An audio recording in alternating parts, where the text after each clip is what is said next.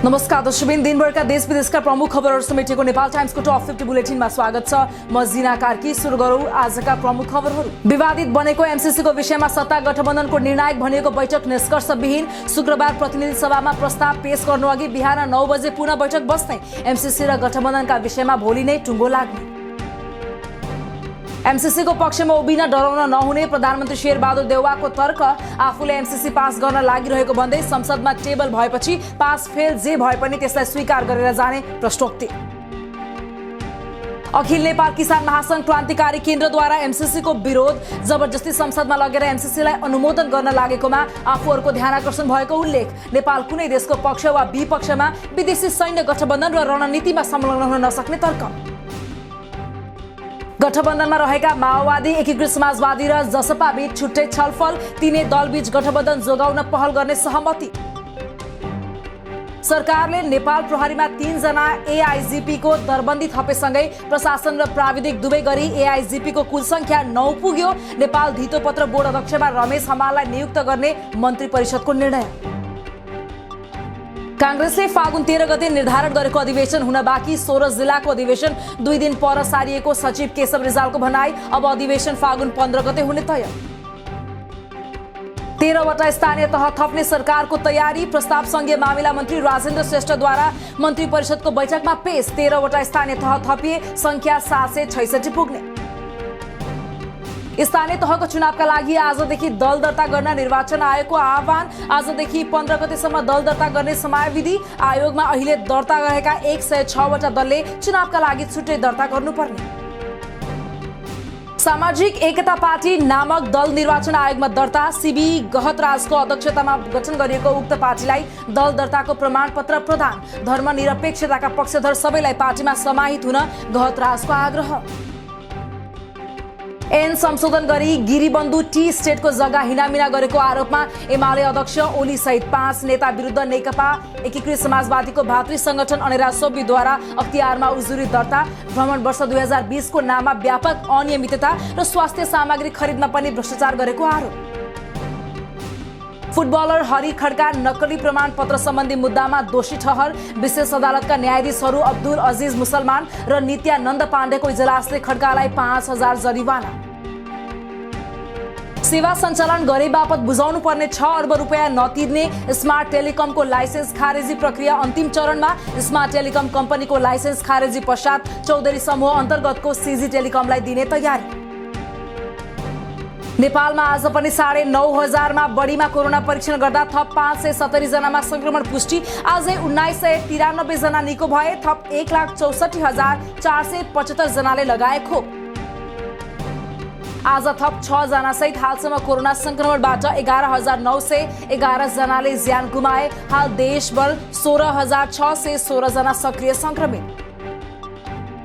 Johnson and Johnson खोप लगाएका व्यक्तिहरूले पनि बुस्टर मात्र लगाउन मिल्ने। बुस्टर लगाउन 18 वर्ष पूरा भई खोप लगाएको 6 महिना पूरा भएको भए सोही खोप अथवा कोभिसिल्ड, एस्ट्राजेनेका, मोडर्ना वा फाइजरको बुस्टर लगाउन सकिने। नेपालमा सन् 2030 सम्ममा एचआईभी अन्त्य गर्ने गरी राष्ट्रिय एचआईभी रणनीति योजना 2021 देखि 26 सार्वजनिक। आजदेखि कार्यान्वयनमा आएको योजनाले एचआईभी सम्बन्धी सेवामा समावेशी, समतामूलक तथा पहुँचयोग्य बनाउन सहयोग पुग्ने विश्वास। सरकारले 2300 विद्यालयहरूमा एकैसाथ आईसीटी ल्याब स्थापना गर्ने। सार्वजनिक विद्यालयहरूको शैक्षिक गुणस्तर खस्कन नदिने गरी 18,000 शिक्षकहरूको नयाँ दरबन्दीको व्यवस्था गर्नु परेको पनि उल्लेख।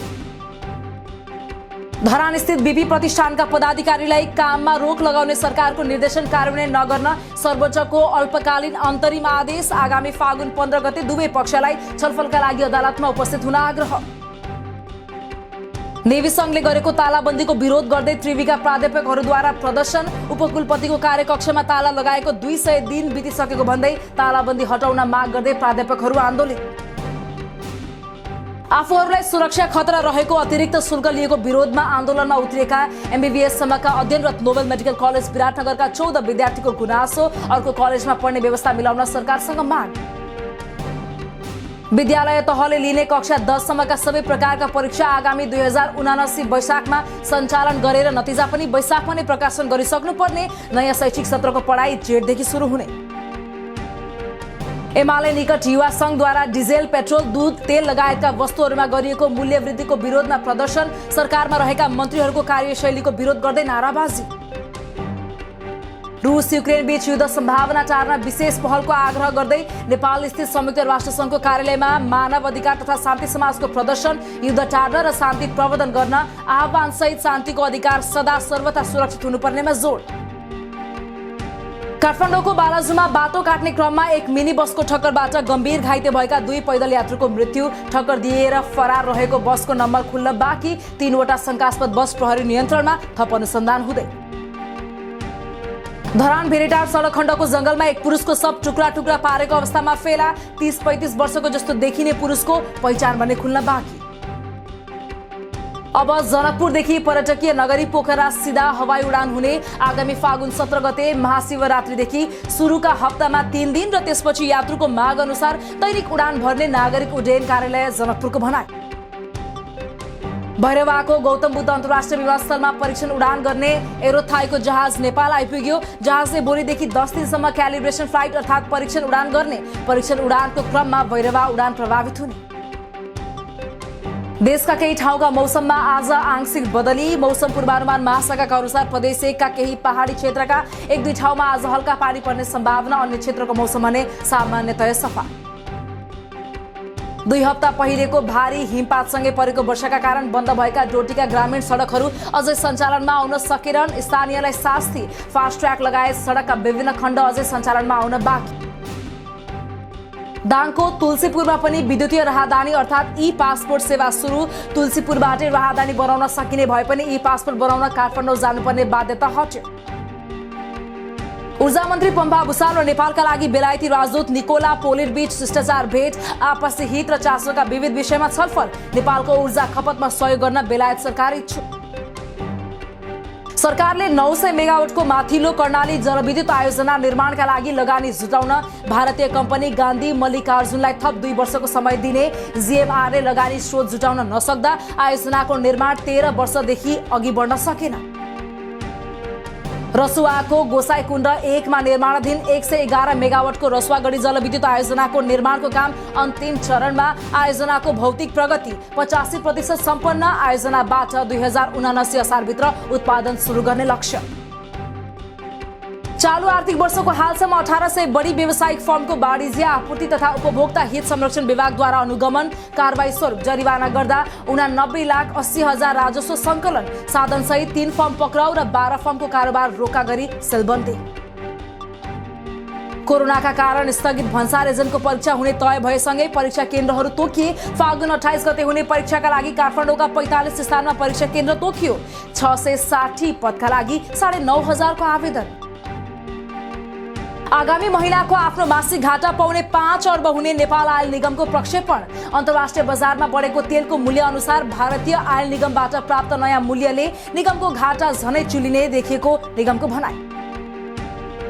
सुनको भाव आज तोलामा 1,000 रुपैयाँले बढेर 96,100 रुपैयाँ कायम। चाँदीको भाव पनि तोलामा 10 रुपैयाँले बढेर 1,295 रुपैयाँमा कारोबार भएको सुन चाँदी व्यवसाय महासंघको भनाई।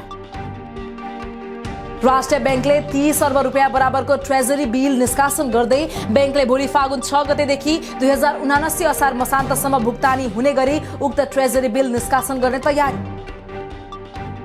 शेयर बजार परिसूचक नेप्से आज बिहिबार 1.93 अङ्कले घटेर 2732.52 बिन्दुमा झर्यो। आज 2 अर्ब 27 करोड 78 लाख रुपैयाँको शेयर कारोबार।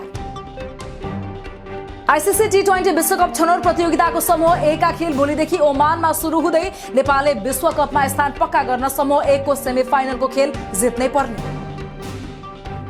नेपालसँग प्रतिभाशाली र सन्तुलित खेलाडी रहेको नेपाली टिमका कप्तान सन्दीप लामिछानेको प्रतिक्रिया। नेपाल उत्कृष्ट 2 टिमका रूपमा छनौट हुने दावी। नेपाल र ओमानले सेमिफाइनलमा स्थान बनाउने लक्ष्य लिँदा क्यानाडाबाट कडा टक्करको सामना गर्ने अपेक्षा। शहीद स्मारक ए डिभिजन लिगमा सशस्त्र प्रहरीको एपीएफले मनाङ बस्याङडीलाई 3-1 गोलले हरायो। अर्को खेलमा न्युरो टिम एनआरटी द्वारा सङ्कटा 1-0 ले पराजित। पहिलो पटक नेपालमा ए डिभिजन लिग खेलिरहेका नुरलान लिग च्याम्पियन बन्न पाउँदा खुसी। अब लिगमा बाँकी रहेका 2 खेल पनि जित्न र त्यसपछि गोल्ड कपहरू राम्रो प्रदर्शन गर्ने लक्ष्य रहेको नुरलानको प्रतिक्रिया। मुस्ताङमा चौथो स्की च्याम्पियनसिप सम्पन्न। अल्पाइन स्की पुरुषतर्फ काठमाडौँका सराम श्रेष्ठ च्याम्पियन बन्दा महिलातर्फ नुवाकोटकी सङ्गीता लामा बनिन् च्याम्पियन। स्वदेशमा स्की खेल्न पाउँदा खुसी लागेको खेलाडीहरूको प्रतिक्रिया। भारतमा कोभिडका कारण ज्यान गुमाउनेको संख्या आधिकारिक आँकडाको तुलनामा 6 देखि 8 गुणा बढी भएको एक शोधको खुलासा। अध्ययनका अनुमान सही साबित भए भारत विश्वमा सबैभन्दा बढी मृत्यु हुने देश बन्यो। भारतको कुशीनगरमा एक विवाह समारोहमा 13 महिला र बालिकाको इनारमा खसेर मृत्यु। केही घाइते। विवाहको विधिका लागि इनारबाटी जालीमा पूजा गर्न बसेका महिला र बालिकाहरूले भार थेक्न नसकेर जाली भाँचिँदा मृत्यु भएको अधिकारीहरूको भनाइ।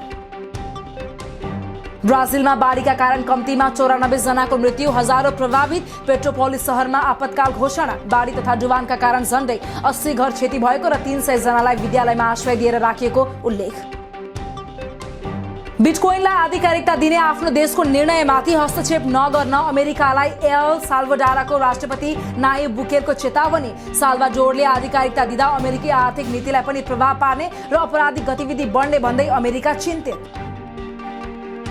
भारतको ओडिसामा आफूलाई डाक्टर र वरिष्ठ सरकारी अधिकारी भनेर 17 महिलासँग विवाह गरेका 66 वर्षीय रमेश चन्द्र स्वाई पक्राउ। स्वाईले 8 राज्यका महिलालाई झुक्क्याएर विवाह गरेको र पैसा ठगेको आरोप। र भर्जिन ग्यालेक्टिक कम्पनीद्वारा अन्तरिक्ष पर्यटकका लागि टिकटको बुकिङ खुला। पहिलो चरणमा हालसम्म 600 टिकट बिक्री। फेब्रुअरी 16 देखि दोस्रो चरणको टिकट बुकिङ खोल्ने। रकेटमा चढेर 90 मिनेटको अन्तरिक्ष यात्राको मजा लिन सकिने। दिनभरका देश विदेशका प्रमुख खबरहरू समेटेको नेपाल टाइम्सको टप 50 बुलेटिन अहिलेलाई सक्यो। हामी भोलि फेरि टप 50 समाचारका साथ उपस्थित हुने नै छौँ। नेपाल टाइम्सको युट्युब च्यानल सब्स्क्राइब गरिदिनु भएकोमा र फेसबुक पेज लाइक गरिदिनु भएकोमा धन्यवाद। ताजा खबरहरू नेपाल टाइम्सको अनलाइन पोर्टल www.nepaltimes.net मा पनि गएर हेर्न सक्नुहुनेछ। नेपाल टाइम्स हेर्दै गर्नुहोला। नमस्कार।